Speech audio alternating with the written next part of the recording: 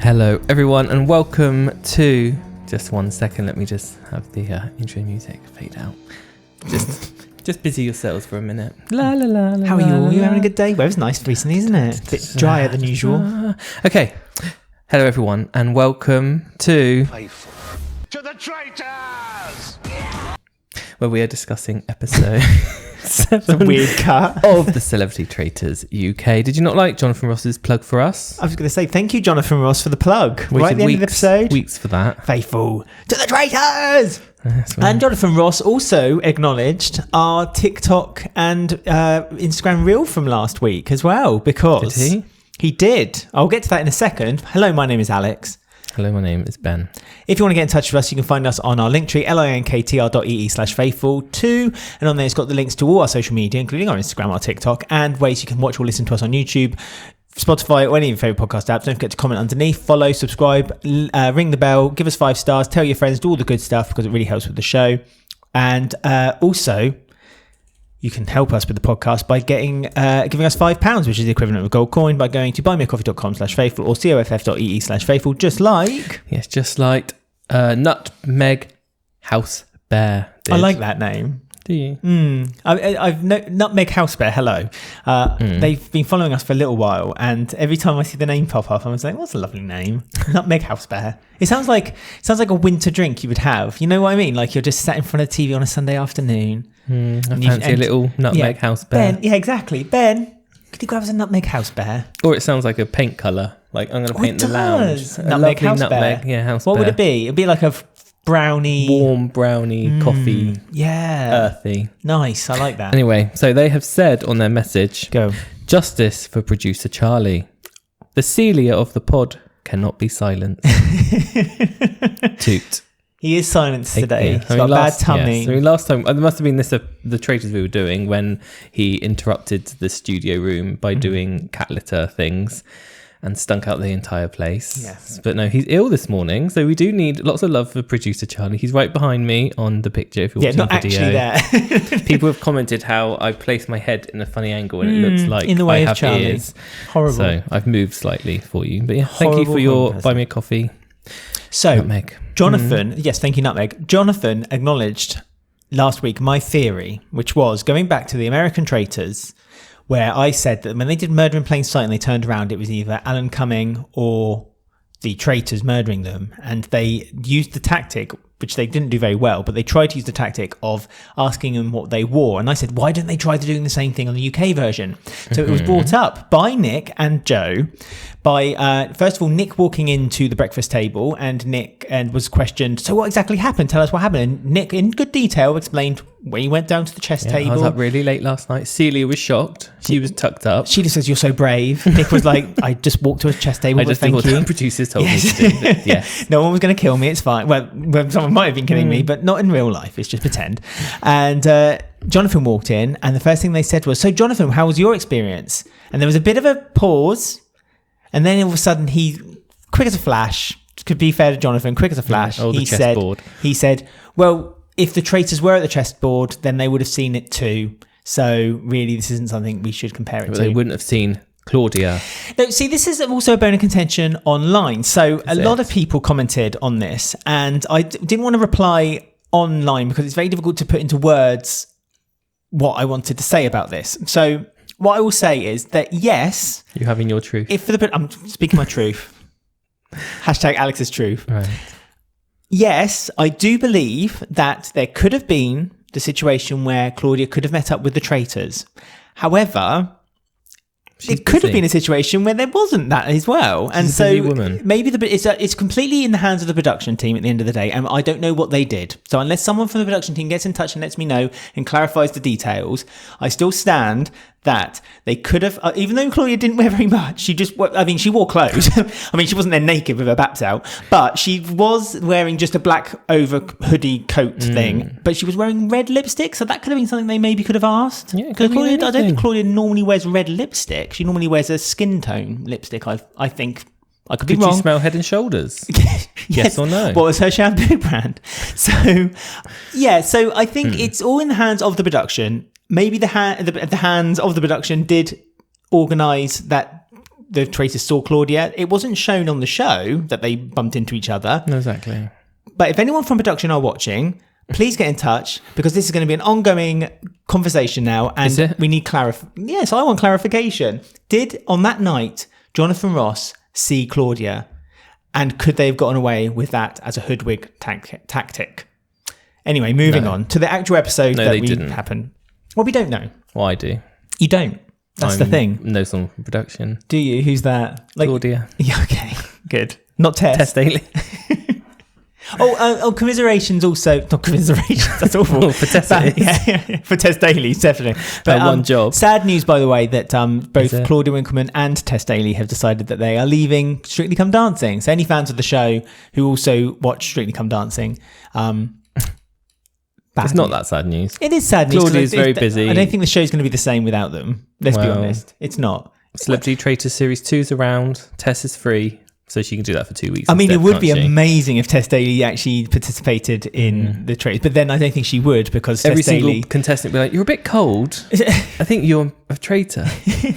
No, that's just me. The ultimate faithful. Yes. So, on to the episode. So we lost a comedian. We lost Lucy.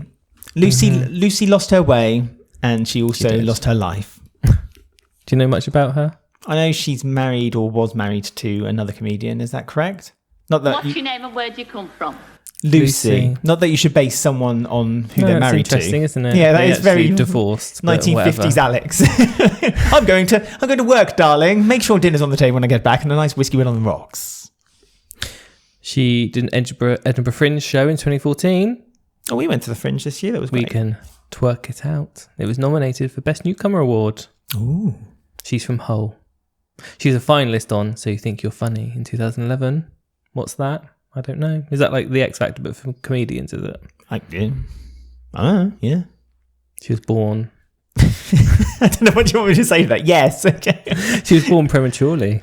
Did you know that? I didn't. In Truro, though. Ooh. Truro is a beautiful part of the world. Her parents are on holiday. I love Truro. Truro is, it's a quick story about Truro. When I was in Truro, I went with a friend, and there was a gay club there, and it was like a big circle, and I drank so much I threw up in the corner behind a sofa. Oh, that's not the funnest storyline. That's not the best story that ends with I started in a gay club in a circle, and then... I mean, there is other stories I could continue to, but I don't think people want to hear that on the podcast. We don't. Not on this. This is highbrow. So yeah, she's a comedian. She's done a few things. I don't really know much about her. Charity work. That's important. What was her charity going to be? Who knows if she won, but she didn't. She set up Backpack Buddies in Hull to help children in need of meals during school holidays. So there you go. There you go. So that's probably where her fee would have gone to if she didn't get murdered by Alan Carr. Tories would have been very angry with that information because they don't believe that children should be fed. No. So, she was murdered. Kate Garraway survived. Yet again survived. However, there was a huge gasp of disappointment by the whole by the whole audience, the nation, and also the people in the castle, because I think Kate felt a bit let down by the reaction of people. She first of all was a bit upset because no one seemed to be that upset that happy that she was there. They were more upset that what's it? I've forgotten her name. Right, Lucy had been murdered, but also she was upset then because she followed it up with, "Why do you all think I'm a traitor?" And really, no one did. Yeah, no one really did, because she brought it back up again at the Roundtable later on, and she was like, "Right, I just want to start this Roundtable by saying that obviously these are the names that are out there: Jonathan, David, Nick, Alan, and myself. So I just want everyone to tell me why you think it's me." And then literally the next breath, David would say, "Well, can we just put that to one side, please, Kate, because we want to talk about something else," which is literally the story of Kate Garraway's life, isn't it? She's always the bridesmaid, never the bride, unfortunately for Kate. Joe did say that she doesn't really talk that much. Doesn't put names out there. He gave her lots of advice, and she just looked at him and slowly blinked, and that was it. What, like you do it a cat to say you love him? Yeah. Kate Garraway was looking at Joe like, "I love you." I mean, Harry on YouTube said, "Seeing Ben's reaction to Kate Garraway still being on the series is hilarious. I need her to make it to the fire pit just to see what Ben would think." So, I mean, at the moment, she's going to get there, I was going to say, it's looking extremely likely she's going to get to the fire pit. And then thrown in it. Yeah. And finally we find out that she's a witch. And Her she legs will curl Will up. she burn in green or red? Who knows? Probably green. She was a faithful good. So yeah. I mean, it's amazing as well how little people were left. Like, I didn't realise, like, when Two Kate was goes. the last one, I was like, oh, that's it. That's literally, there's like a handful of people here, but we are coming up to the final now. Final so. 7 now, if we include the banishment today. And we found out, which is a bit of a twisty twist. Normally you don't find out if they're faithful or traitors until the very last round table and then the fire pit. But we've now found out by Claudia that the next round table, so the penultimate round table, not the last, we won't find out if they're faithful or traitors. So they're going to be even more blindsided now. The blind leading the blind, so to say. I mean, that's a bit... Tricky. I don't quite know why they've done that, because it's not like the faithful have been playing like a super brilliant game. It's not like they needed this extra hand, like the traitors. It's... Yeah, that's I mean, that really one. does lean toward the traitors win here, especially by the number of them. I mean, the whole narrative at the round table today was... Everyone was saying, David said it, Celia said it, that if we get one more faithful out tonight, we're basically done, because there's more traitors now than there will be faithful once the murder takes place following that. So then the traitors can just go bang, bang, bang, bang, knock them all out, and that's it. So they had to get a traitor out tonight, which is why it was baffling to me a little bit why Kat kind of initiated the traitor on traitor banishment around the round table. Because if Kat was a bit thought about it a bit longer, really she would have been stronger to keep Jonathan in the game rather than try to get rid of him. Or was it just a gesture? I think it got to the point where if you don't start suggesting him, it looks suspicious that you never have. Okay. And I think she licked her finger, felt which way the wind was going, thought... Wonder where that was heading. Joe's near me. She was on the wobbly bridge, screaming, Joe Marler. You know that game on the wobbly bridge? You know that game when you play... Is it called Octodad? And you control the limbs with the... Independently. Yeah. That's what Joe Marler looked like when he was walking across the bridge. I know. He looked, I mean, bless him. He's not the most... I mean, Nick was like a ballerina up there. I mean, the grace. He's done lots of wire work, apparently. He loves heights. He's lived 1,000 lives. I joined a circus. I've done this. I've been in a space rocket. I've done that. I've done plays. I'm like, not right, Nick. I mean, I want to learn more about it. I cannot wait for him to die or be banished so we can do his fact file. I thought you meant in real life. No, of course not. But I would read Nick's autobiography. Genuinely, I think his life sounds fascinating. Get writing. I can't write it for him. I could actually. I'm talking to Nick. I could ghostwrite it for him. I could be like. I think he's okay.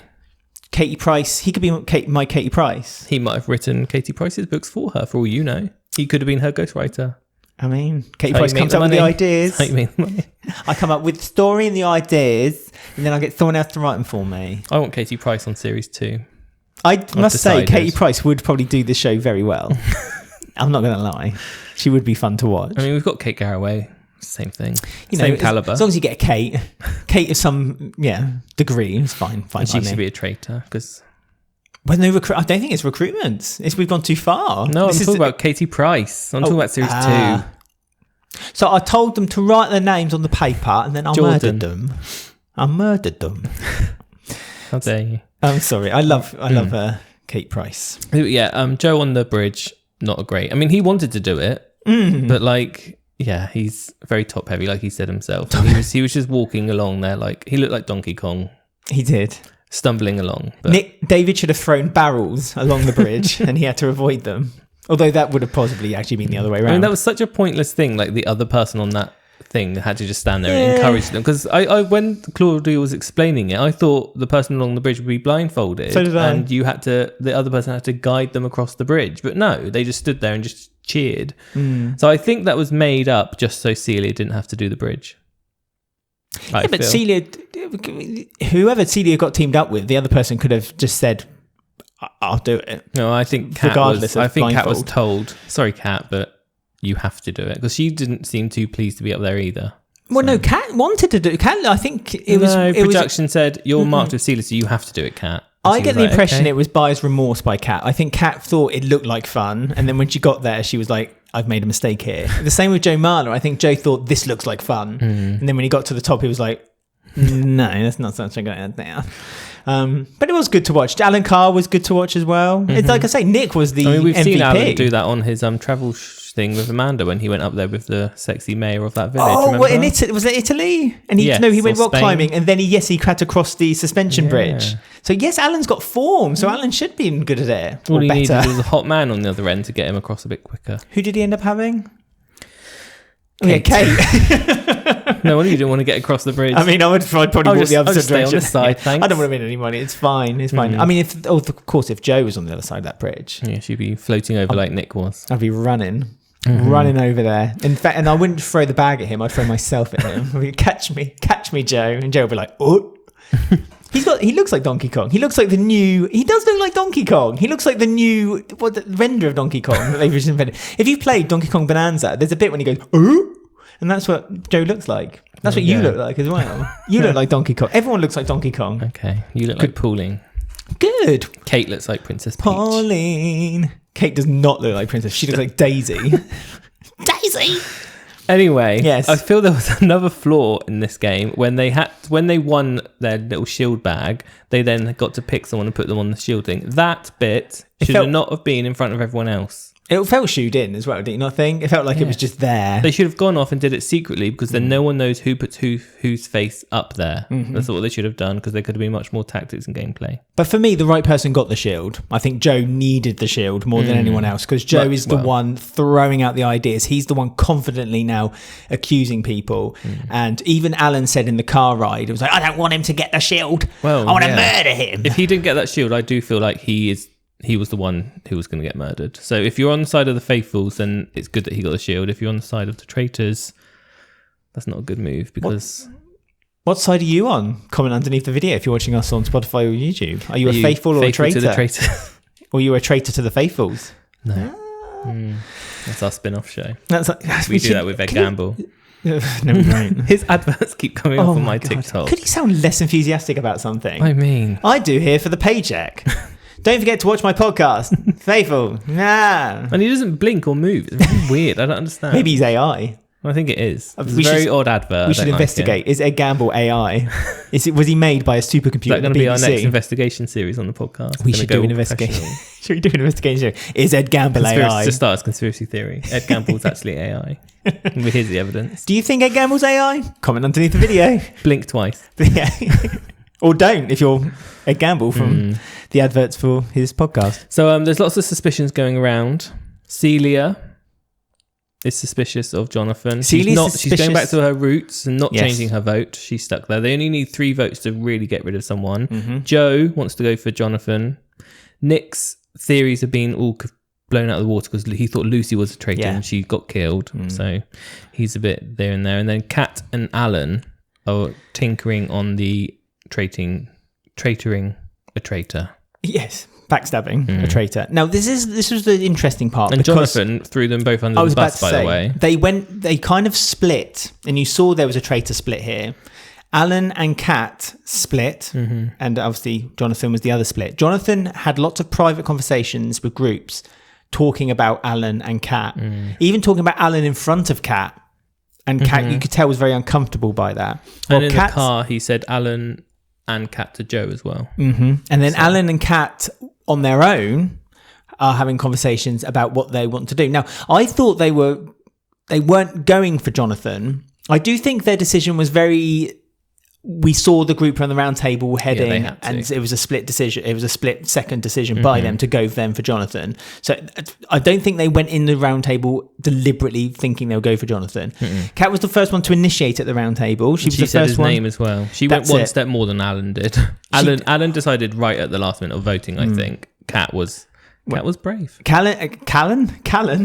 Kat went with the big dog theory and the double bluff about Ruth. But then Alan went one step further. You said he last minute, but Alan went one step further and thought, right, I see where the tide is going here.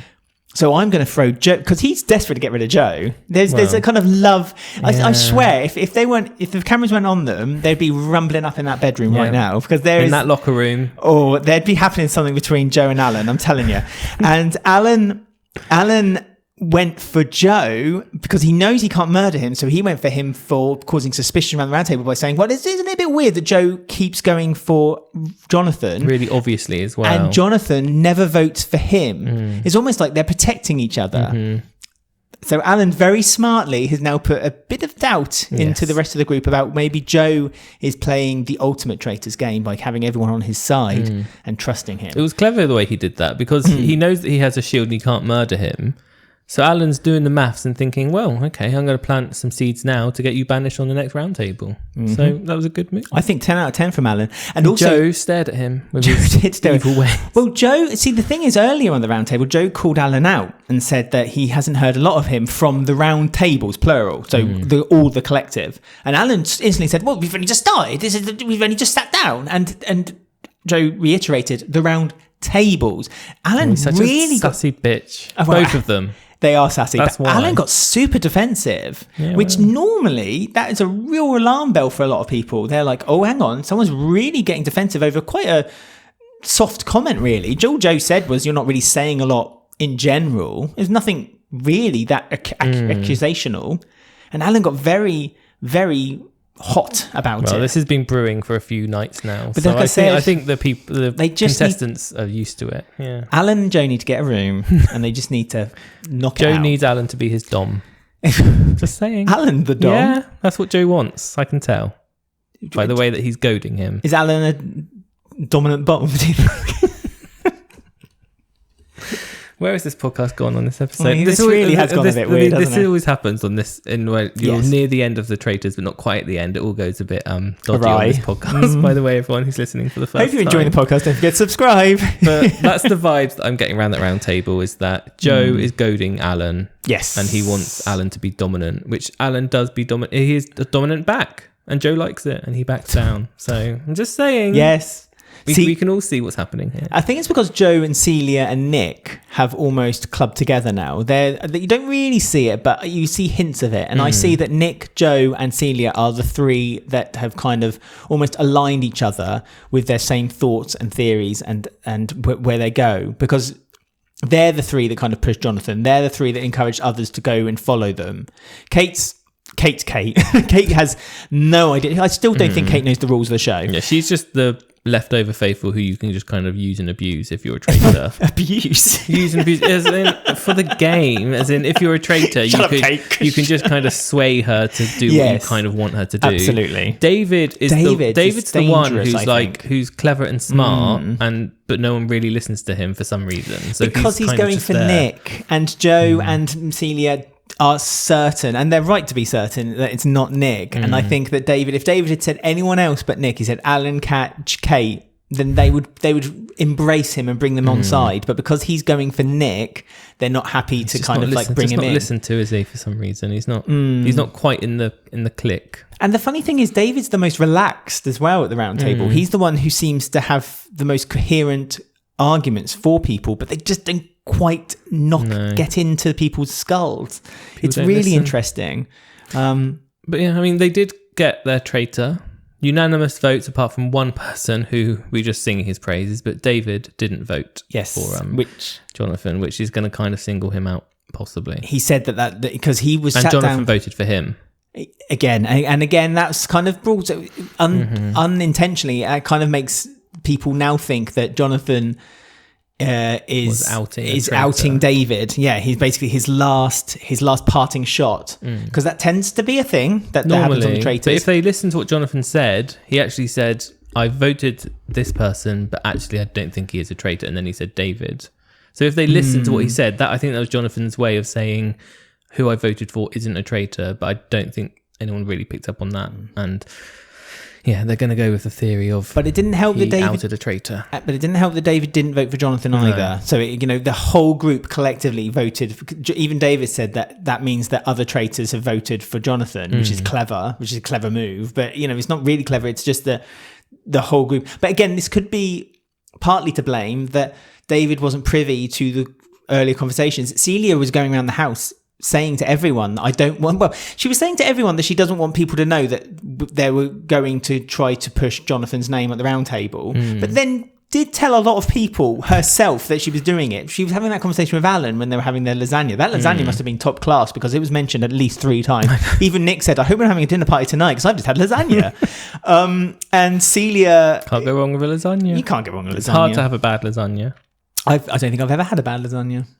Well, apart from that one in Lidl, the vegan one. The vegan one's lovely. No, but the other one. That was Tesco. Oh, that was Tesco vegan one. Yeah, you can't go wrong with a Tesco.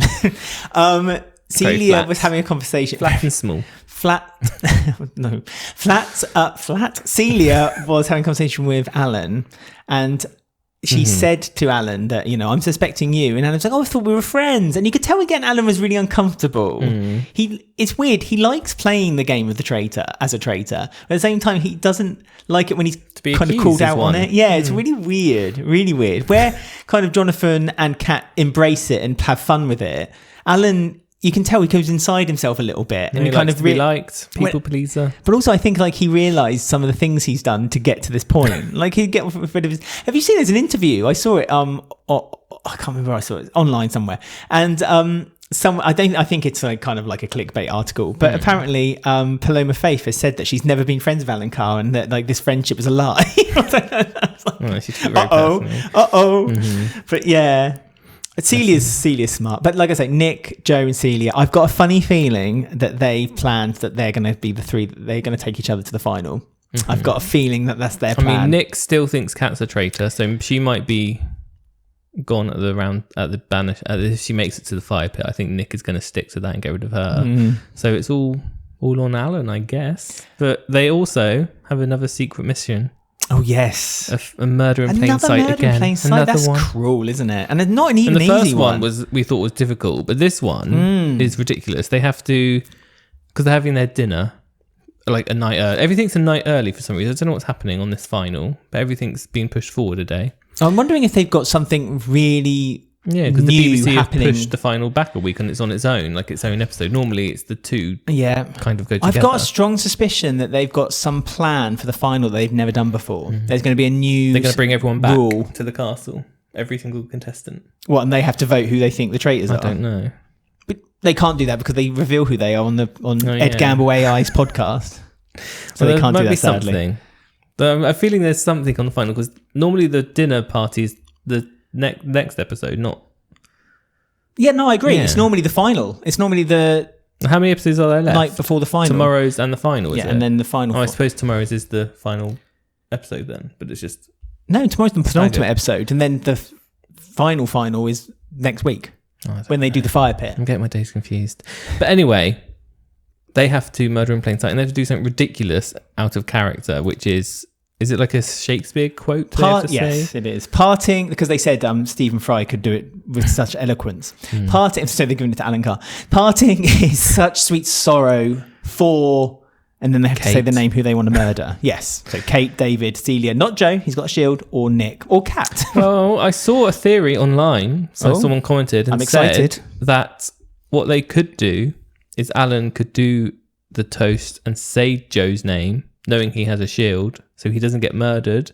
No one gets murdered, and they will then think there's been a recruitment to reset the game at the last minute. Absolutely, they could do that. There's nothing stopping them from doing it, because it's a really obvious thing to do. That if you toast someone, say their name, and then they're murdered the next day, that's very obvious. But if Alan does it to Joe, and he's not murdered, people may just look over it. And I don't think it's a really unnatural thing to do. And Kat already couldn't do the first in-face murder because she was like, "I don't touch people, I don't hug people." It's out of character. Yeah. And then this one is really out of character for her as well. So it's falling on Alan Carr's hands again. But no, poor Alan. He seems to be really the one in character for him either. I mean, Kat said, say Stephen Fry said this quote to me. And I thought that was quite clever, I guess. But is it impossible to make this seem natural? I don't think it is. It's a real dagger to whoever has to do it is going to be found out, I feel. Unless he does a song like what Phoebe did when she made the Christmas song, where she has a line for every single cast member. So she could say, "Happy Hanukkah, Monica, may your days be snowy, Joey." I don't know that. Hi everyone, reference 90s.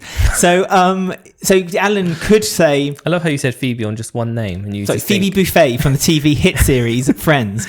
It's that famous. People know exactly the episode, the series, the episode, and the character you're talking about. I by saying referenced Phoebe. the season, so that knocks it down to at least 10 episodes because they only do a Christmas special once an episode series. What, of every show in I the knocked world? it down to a character, Phoebe. I said 90s. I think people could figure it out. No, it's just if funny. you could figure It's out just who my her- it's reference just was, her please comment impact. below. Her impact. Her impact. Right, Lisa carry Kudrow. Oh, she could do, what's the comeback? on. Yeah, that's coming back. I can't Series wait for 3. series 3 of that. That's going to be amazing. If you want us to do a podcast about the comeback, please get in touch.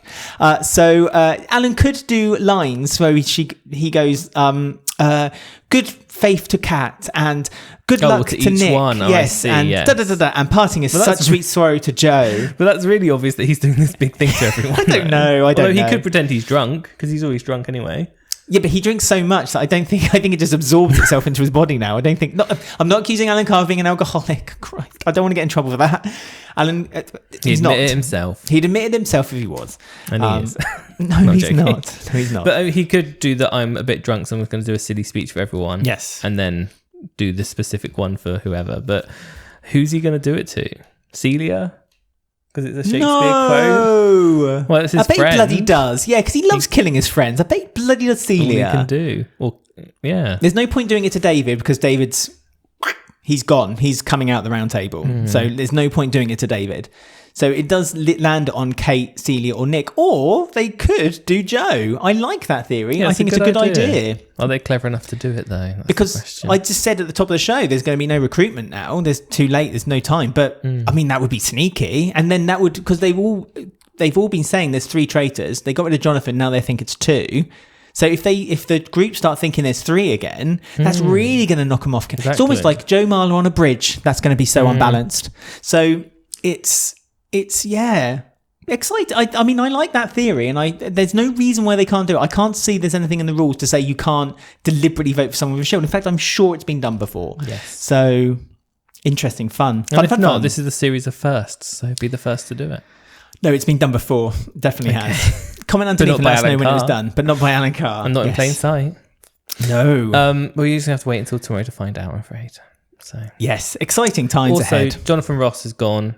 Do we need to do about him? Oh gosh, What's yeah, your of name course. and where do you come from? He's a Jonathan judge on The Ross. Masked Singer, Jonathan Ross. Yeah, has a chat show. Does he still have a chat show? I thought it got on cancelled on ITV. No, it's still going. Oh, it's still going. He used to do Film Club on BBC. He used to do- and then Claudia. it wasn't took called over Film that. Club. What was it called? Film. It was film and then the year of what? Oh, was it? Yeah. So in thought this it was year, on, it'd like, be every film week. 25. No, it was. It was on every week, but the title was film and then the year Well, of when it's stupid. But So anyway, film Claudia took over 25, that, isn't didn't it? she? At one She point? did take over and do it. Yes, There you go. but they don't have that show anymore because there's no point because we now have Rotten Tomatoes. There you go. And I don't know what else he's done. Jonathan He brought Ross. the rights to Drag Race UK once and brought it to the UK, but then didn't Did nothing do with it for years. Didn't for the some reason. Vivian? Was it the Vivian who became one of the ones who actually entered Drag Race UK? Was the No, that was something spokesperson else. Yeah, the for? spokesperson. Katie Price was a judge on that, so it all comes full circle to Katie Price, really. And there you go. So that's who Jonathan Ross is. Katie Price had a reality show, didn't they? Find Me Katie Price, and Ryland was on it. Oh right, yeah. Katie Price was looking for an assistant. Yes, she was. Jonathan What Ross a world has. we live in. What a world we live in. Katie Price is like our Paris Hilton because she had a reality show called Paris Hilton's BFF, where you had to Yeah. audition to be her best friend. I mean, that was a wild time, wasn't it? Reality TV in the mid 2000s. A wild But time. yeah, that's who Jonathan Ross is, everyone, in case you didn't know. There you So go. Hi, Jonathan. Thank you for plugging us on your podcast. That's right. On your podcast, on the show, on national television. Thank you, Jonathan Ross. So we'll be back again tomorrow Yes. to dissect the dinner party, the murder in plain sight, and the next banishment before the Roundtable, final as well. everything. So it's all coming to an end. Oh, it's all exciting. This is good. This is good stuff. Kate Garraway's still there. If you want to get in touch with us, sorry, I forgot how to do this bit. If you want to get in touch with us, if you have any thoughts and theories and what you'd like to see happen tomorrow on the episode, not on this, And but the final, on the and final. who you want to win, all sorts. Do you think that Celia, Joe, and Nick are a alliance and they're sticking together? Threesome. Do you A think threesome? Joe and Alan have been doing things in the hotel room with whips and chains? Do you Let want us to know. write a story about Joe and Alan's raunchy night? Write it. We might read it out on the show. Go to our Linktree, linktr.ee/faithful2. On there, it's got all the links to our social media, but also how you can watch us on YouTube, Spotify, or listen to us on any of your favourite podcast apps. If you are watching us on Spotify or YouTube, you can comment underneath the video. Don't forget to subscribe, like, ring the bell, follow us. Give us 5 stars if you like the podcast. Tell your friends. And if you like the podcast and you want to help us monetarily, go to buymeacoffee.com/faithful or coff.ee/faithful. And on there, you can give us a £5 donation, which is the equivalent of a gold coin, which helps with... Lovely. So we will see you all again tomorrow. Until then, stay faithful.